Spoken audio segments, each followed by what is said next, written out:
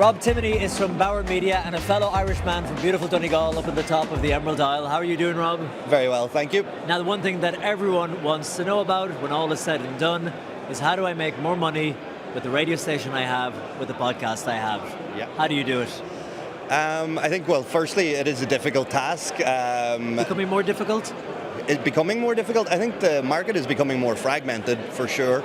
I think what we're trying to do a lot in Bauer is invest in our people to increase our digital capabilities, but then also simplify our offering so that, again, it's simple for our advertisers to understand, but then also, very simple for our commercial people to understand also. Give me an example of that. What do you mean by simplifying your offering to an advertiser?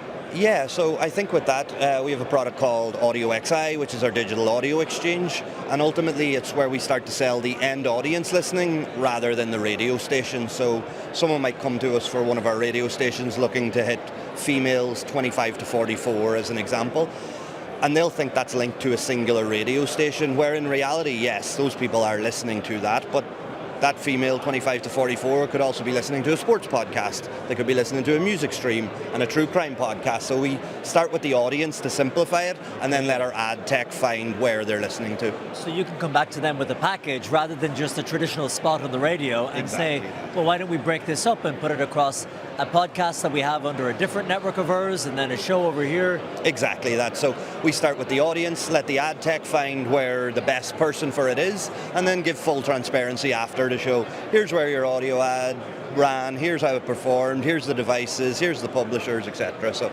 that's with the digital hat on. The great thing, Rob, about Radio Days is that you have people here who come from a core radio background. Yeah. Some are coming as a production podcast houses. That's all they do is the production of podcasts. Bauer Media is still heavy broadcast more than podcast? Ever changing. In some of our markets it would be very different, so we would have a strong podcast business in a couple of our markets, like Ireland as an example, but broadcast still is at the heart of what we do.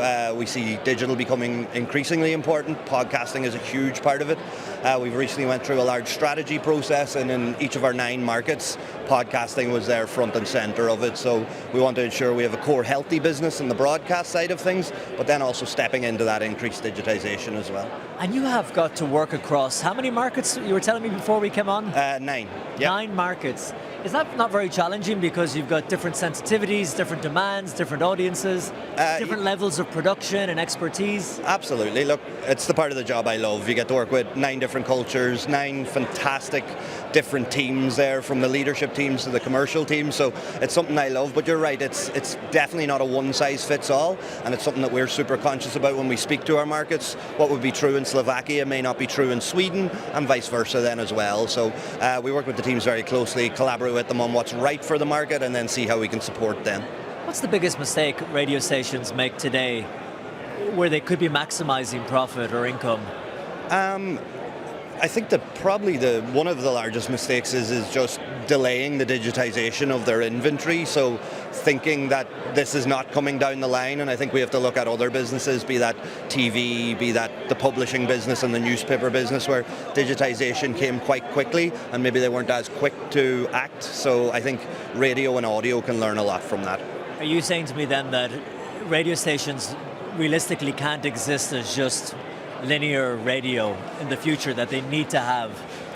Yeah, look, I think if you look at the fragmentation of an audio landscape now, even just in what you mentioned there, for me, audio is now made up of radio, podcasting, and music streaming.